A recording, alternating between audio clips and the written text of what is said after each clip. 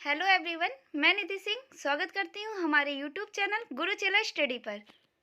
आज हम लोग पढ़ेंगे नियंत्रक एवं महालेखा परीक्षक, जो संविधान का एक चैप्टर है। यह चैप्टर आप लोगों के लिए बहुत ही इम्पोर्टेंट है। इसके बहुत से क्वेश्चंस एग्जाम में पूछे जाते हैं, इसलिए आप सारे पॉइंट्स इसके बहुत ध्यान से पढ़िएगा, ताकि कोई भी एग्जाम में अगर क्वेश्चन आए इसका तो आप लोग इसके आंसर सही टिक कर सके। तो इसकी इंग्लिश में क्या बोलते हैं? Controller and auditor general of India. यह संविधान में से एक चैप्टर है जिसे कैग हम लोग शॉर्ट में बोलते हैं। तो इसके लिए दो आर्टिकल बहुत महत्वपूर्ण है। एक आर्टिकल 148 जिसमें जो है इसके पद व नियुक्ति की बात कही गई है, और एक आर्टिकल है 149, इसमें जो है इनकी कार्य व शक्ति के बारे में बताया गया है 149 में, और 148 में इनके पद के बारे में बताया गया है। फिर आइए देखते हैं इसका अर्थ क्या होता है। फर्स्ट पॉइंट है इसका नियंत्रण का अर्थ। तो इसका क्या है? सरकार के समस्त खर्चों पर निगरानी करना ऐसा प्राधिकरण जो सरकार की वित्त पर नियंत्रण रखे। मतलब कैग जो है सरकार के आय व्यय की देख रेख करने वाली सबसे बड़ी संवैधानिक संस्था है। ये जितना भी खर्चा होता है केंद्र और राज्य में, ये सबका देख रेख करता है ये कैग। फिर आता है महालेखा परीक्षक का मुख्य कार्य।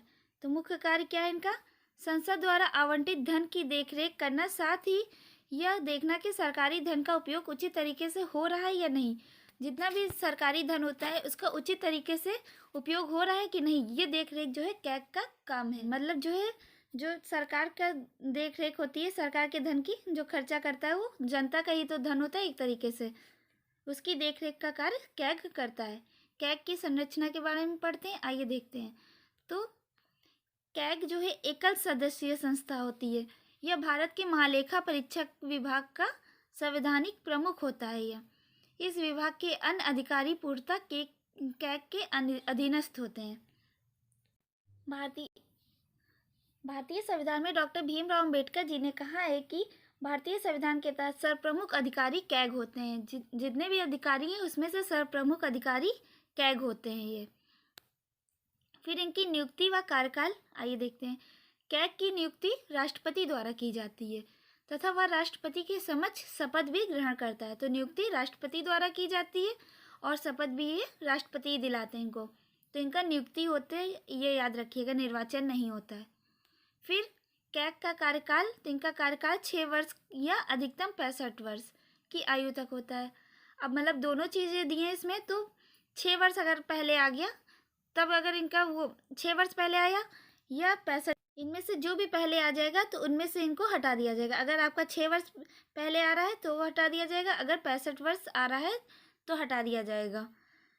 कैग को अपने पद से इस प्रकार से हटाया जा सकता है जिस प्रकार से उच्चतम न्यायालय के न्यायाधीश को, जैसे सुप्रीम कोर्ट के जज को हटाया जाता है, उसी तरह से कैग को भी हटाया जाता है।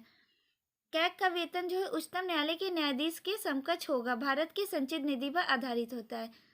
तो उच्चतम न्यायालय के न्यायाधीश को भी वेतन संचित निधि से दिया जाता है, और इनका कैग का वेतन भी उच्चतम न्यायालय के न्यायाधीश के समकक्ष होता है। फिर आता है हमारा नियंत्रक एवं महालेखा परीक्षक अधिनियम 1977। इसमें क्या बताया गया है?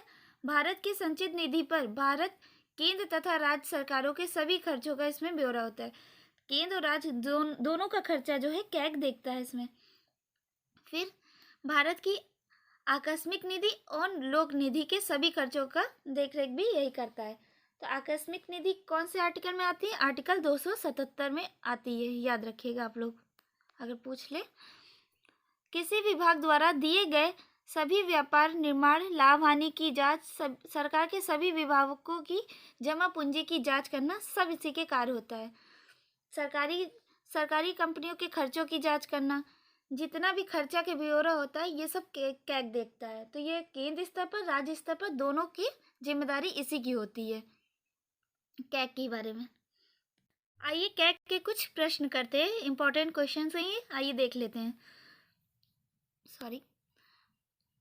भारत सरकार की आय व्यय का हिसाब कौन रखता है? तो नियंत्रक एवं महालेखा परीक्षक कैग रखता है।